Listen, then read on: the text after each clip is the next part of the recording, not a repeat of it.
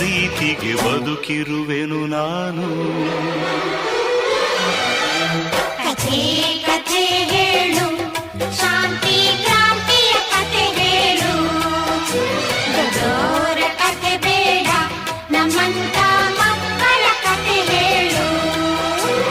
ಪಾತ್ರವು ನಾನಮ್ಮ, ಪಾತ್ರದ ಸೂತ್ರವು ಮೇಲಿಹುದು. ಕಥೆಗಳ ಮಾಲೀಕ ಈ ಕಥೆಯನ್ನು ಬರೆಯುತ್ತ ಮೇಲಿಹನು.